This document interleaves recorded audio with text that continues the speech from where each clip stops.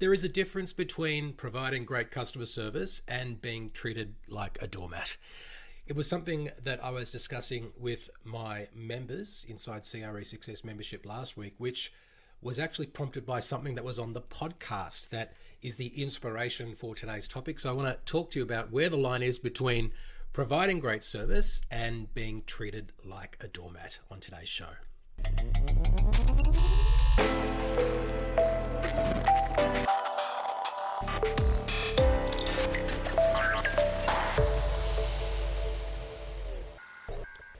Hello and welcome to episode 110 of CRE Success, the podcast. My name is Darren Krakowiak. I help commercial real estate leaders to develop their people and also to grow their business. If you enjoy the show, I would love it if you could let someone else know about the show, because that helps more people find the content, which gives us the motivation to keep on producing more episodes. So if you know somebody who would benefit from the show and you enjoy it yourself, let them know about CRE Success, the podcast. So today we're talking about not being treated like a doormat for yourself and also for your team. If you manage people, you want to be able to let them know about some principles that can encourage them to be empowered so they're treated with respect and they know where to draw the line in terms of how they will be treated by clients and prospects in the marketplace.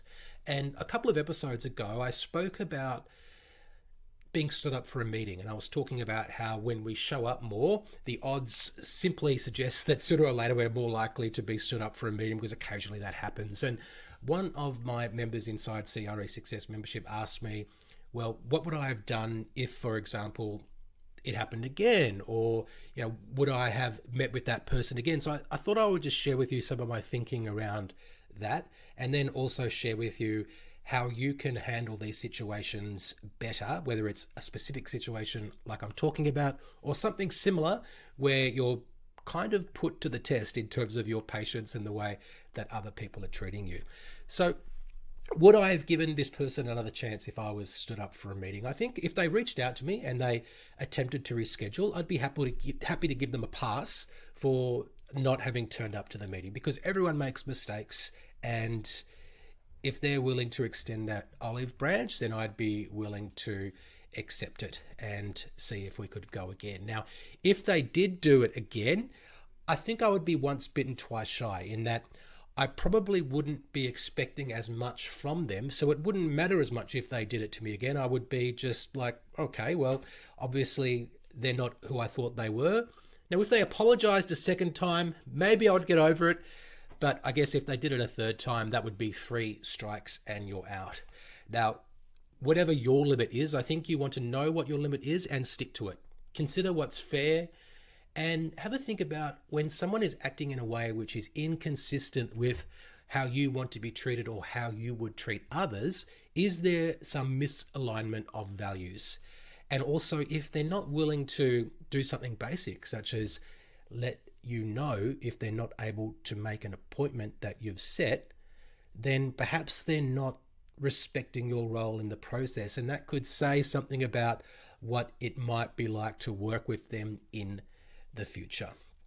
Now, one other situation I've been in which came up in the discussion I had with members last week was, and this was from one of my bosses from the second job I had in commercial real estate. He told me that, and his rule was 20 minutes. I extended it to, I let it run for 30.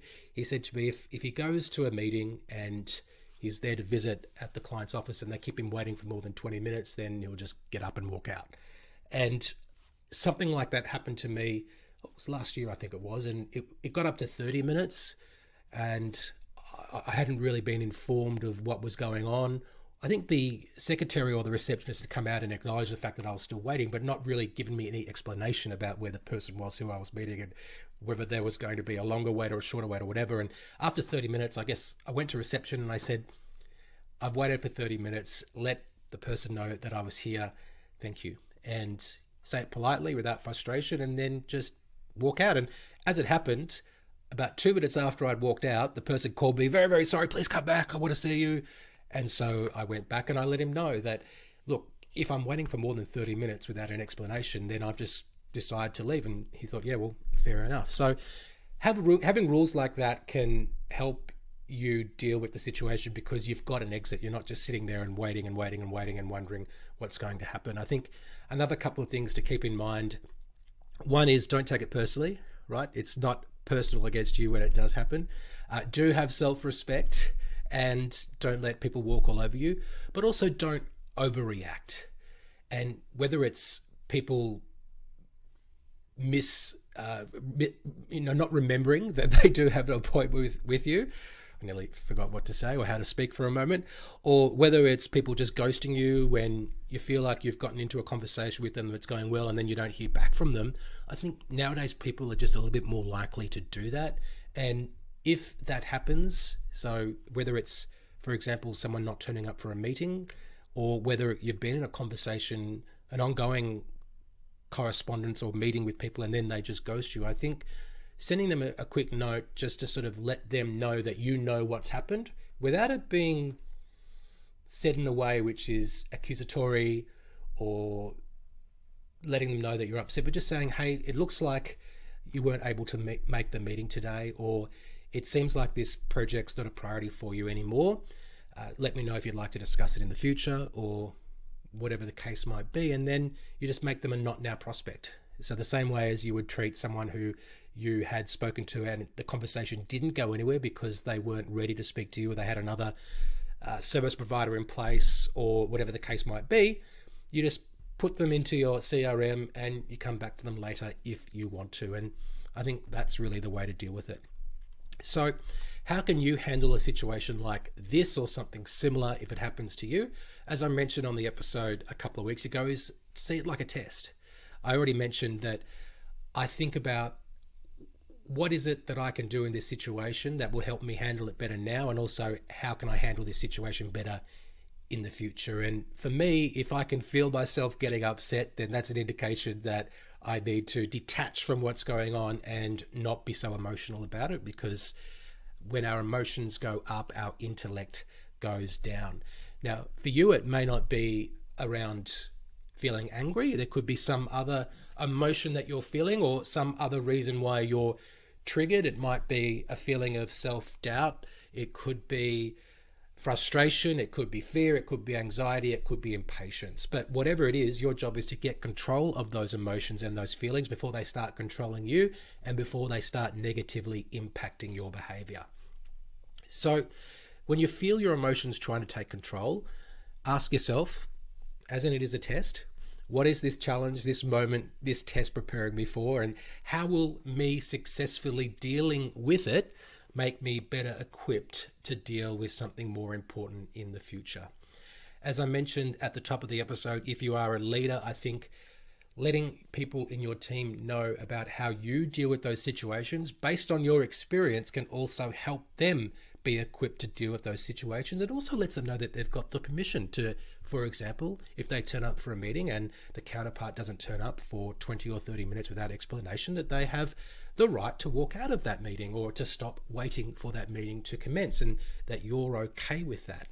And if you're able to, when you're in that situation, access that logical part of your brain and shut down the emotional response that you might be feeling, you're not only going to react better in the moment, but I think you'll be better capable of handling it in the future, because your brain will be, one, trained to deal with the situation better, but two, you'll also remember how you dealt with it before. It'll be like, oh, I know how to deal with this.